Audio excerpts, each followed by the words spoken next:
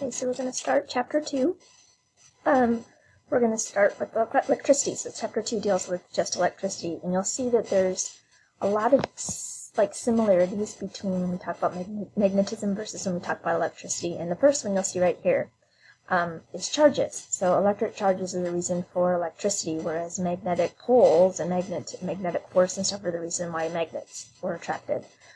So just like opposite poles and oppositely charged particles will attract and repel. Down here in this picture, you'll see positive and positive charges. They push away from each other. Negative and negative charges push away from each other, but positive and negative charges will attract. Okay, so that's something that's very similar to the way magnetism works. But there is one difference between magnetic charges versus electric. Magnetic poles or magnets always come with a north and a south pole.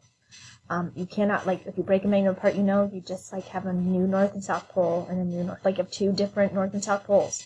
But the difference here is that electric charges can exist alone. So we don't necessarily have to have two poles for this to work, so I can have a negative charge and not have a positive charge. But in order for electricity to flow, I'm going to need lots of different charges, but electric charges can exist alone. But when we interact between all of the different charges, we do get electricity. Okay, so another similarity is there's always going to be a force around the charges. So an electric force is that attraction or repulsion between those charges. And so just like there's a magnetic field that exists around a magnet, there's an electric field that exists around a charged object. So for instance, here we're showing that all positive charges, they point outward. So positive charges have a field that points outward, whereas negative charges have a field that pulls inward. When we put those two together, those outward and inward charges basically come together then, and they attract, and so they pull each other in. So the outward force from the positive, inward force from the negative kind of causes those two to attract to each other. But down here we're bringing two like poles together, or two like charges together.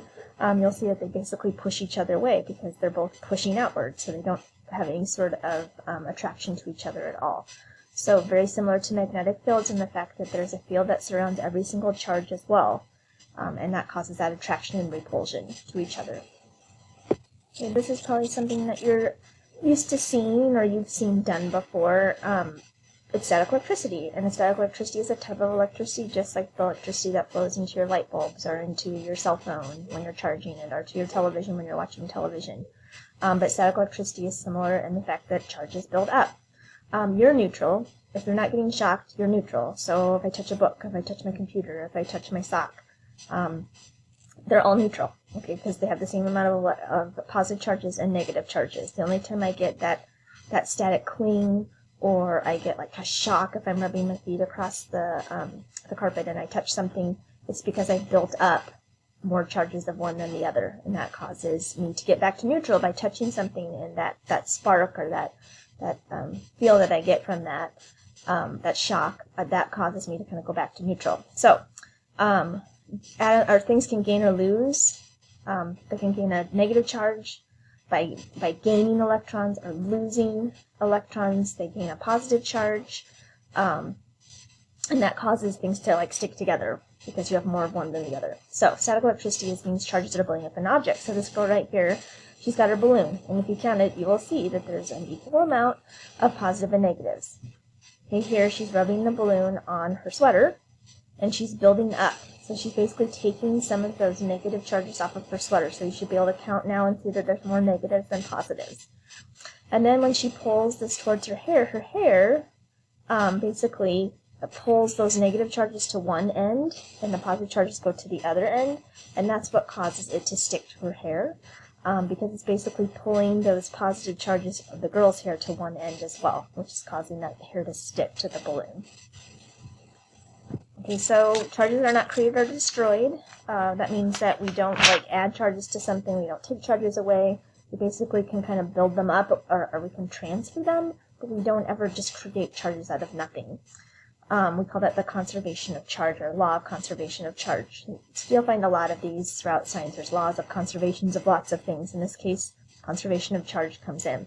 And there's 3 different ways to transfer charges to something else. So not creating, but transferring I can rub things together, that's friction.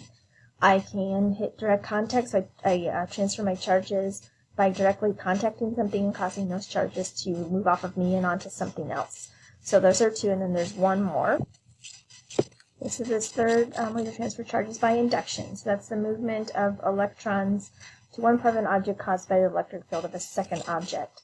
When we looked at that picture of the girl with the static electricity in the balloon, so she was first using friction to build up that charge, and then when she brought the balloon to her hair and the hair stuck to it, the way that those charges moved around on the balloon and the hair to cause that sticking together was what we call induction. So she used basically two different ways of transferring charge there. She built up those electrons on the balloon by rubbing them off of her sweater, and then she caused the induction of the positive, the protons on her hair, like kind of the positive charges went to the end of her hair and the negative charges went to the other side of the balloon, causing them to stick together. So that third way is the induction, which is just a direct contact between those two objects, and that would be like if I built up some charge on my like my socks or something as I'm walking across the floor, and then I touched a doorknob.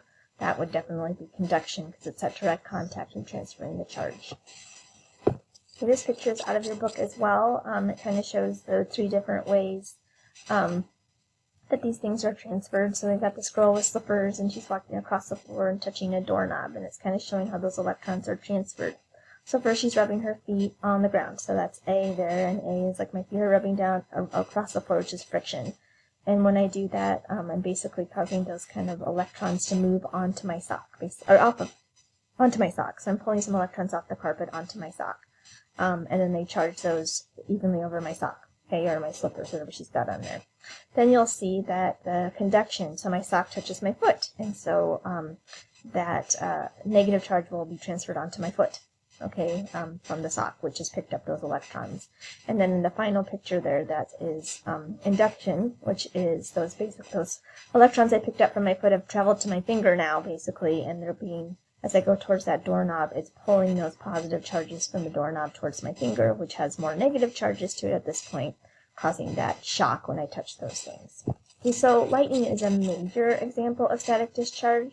And so if lightning is basically pulled out of the clouds, so we can see it, basically it's because of a buildup of charges on the ground and in the clouds. So what happens there is you can see that the edge of the cloud gains kind of a negative charges, but probably by induction, it's those negative charges are being pulled to the bottom of the cloud there. The ground has some positive charges have moved to the top of the ground. Those two are attracted to each other, so the lightning comes out. But the goal then for static discharge is for you to go back to neutral, because all objects want to be neutral. So once those charged objects are brought together, those electron transfers kind of go back until basically you're back to neutral, and then that's where objects want to be. So static discharge is basically that moving of electric charges from something to something else, causing them to become neutral. Now, this is the end of the first section for Chapter 2.